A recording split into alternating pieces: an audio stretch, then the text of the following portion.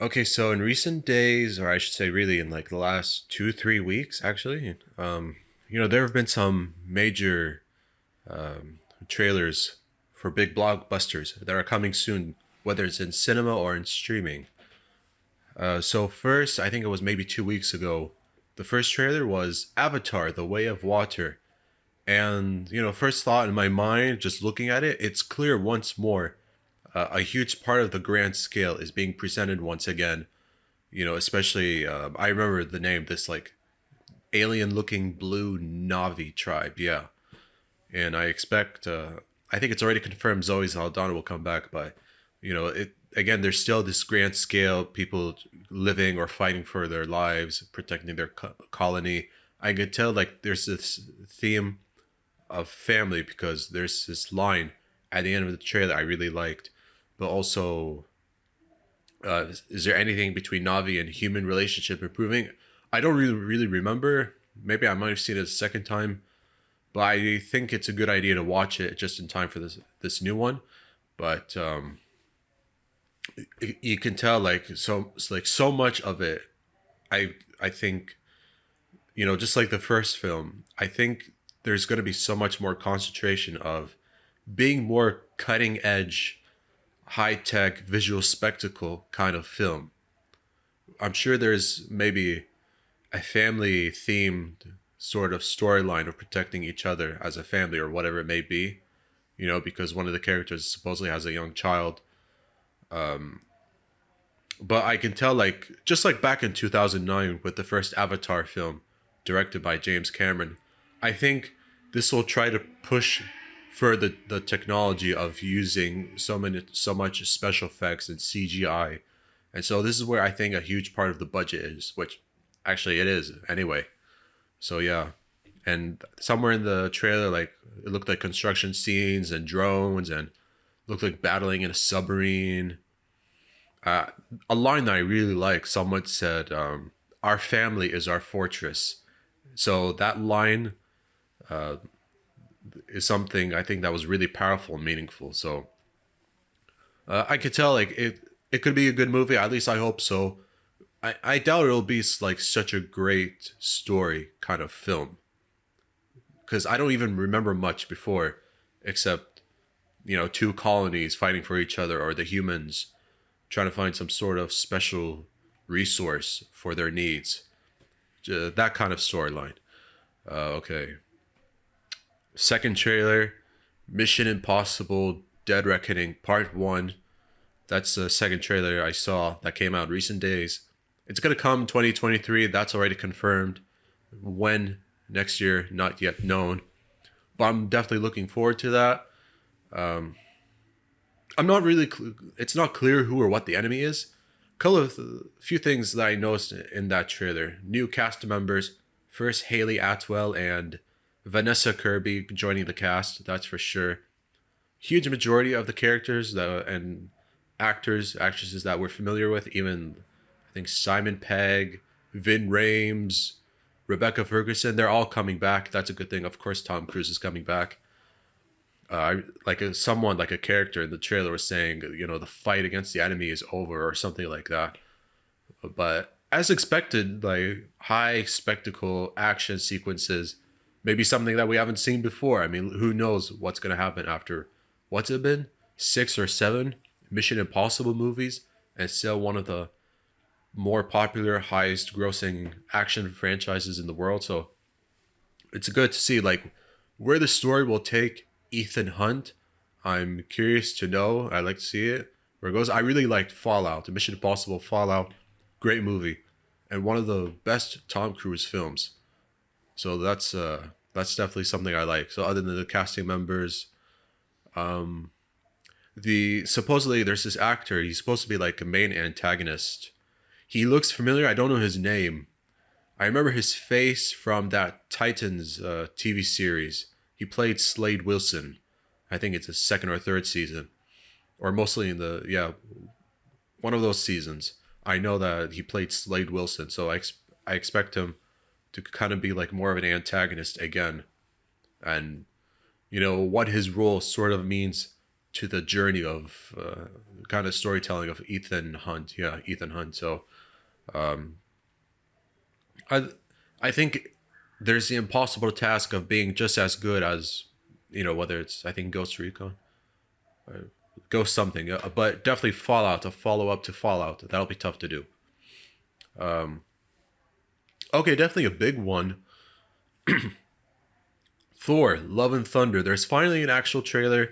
This was released during halftime of Game 4 of the NBA Eastern Conference Finals. So it's good that we finally got like a trailer. Much is seen, more of Jane Foster as the mighty Thor. That was good to watch. Kind of to showcase more of Thor, the female Thor. That was pretty cool. Nice to see Natalie Portman back. I think after what happened in Thor: The Dark World, she wasn't happy being this damsel in distress sort of thing, so she wanted to take more action roles after meeting Taika Waititi. And so that's really great. Too bad she wasn't back in Ragnarok, but it's fine. Anyway, back here. Of course, Valkyrie coming back. That's pretty cool. Expect more action sequences from her. Finally, yeah. After all that anticipation waiting, we got to see what Christian Bale will look like as Gar, the God Butcher. Those were probably the more memorable shots and moments of the trailer to me. Not just his lines.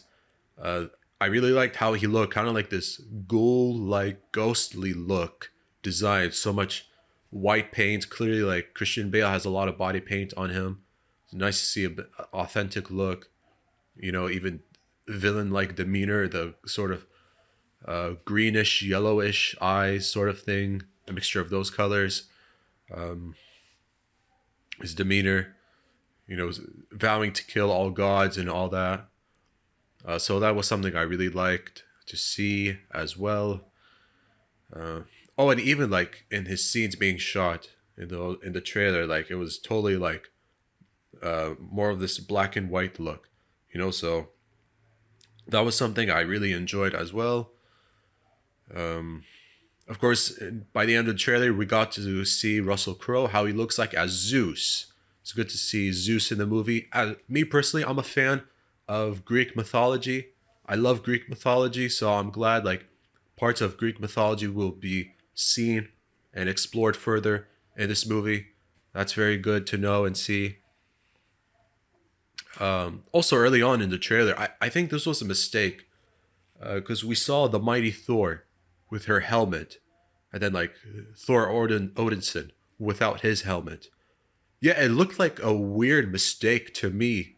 He wears the classic Thor helmet, and she doesn't when they both look at each other. Even the helmet, like, kind of moved in a weird way. Like, there was something weird that was edited in that trailer when Thor was surprised that Jane gets to wield Mjolnir. So, if you watch the official trailer again, you'll notice that something is a bit off-putting. It's kind of like it looked like to me a technical mistake. And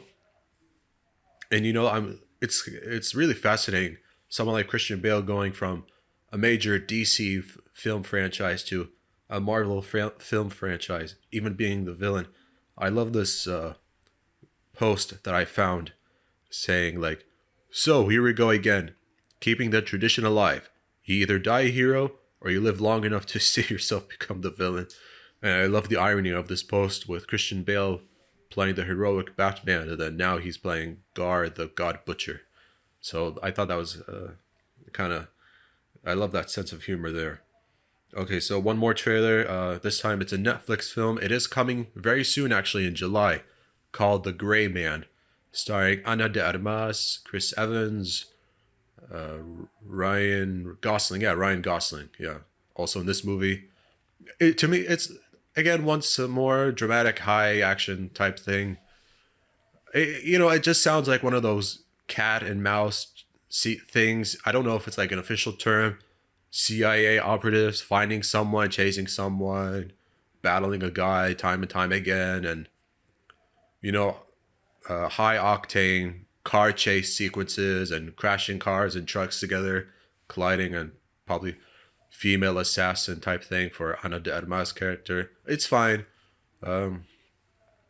I wouldn't be shocked if, once again, there's a lot of people viewing the movie on Netflix in July, but it becomes critically panned. I don't know how it'll turn out, the results and the data, but I just hope it's definitely much better than Red Notice.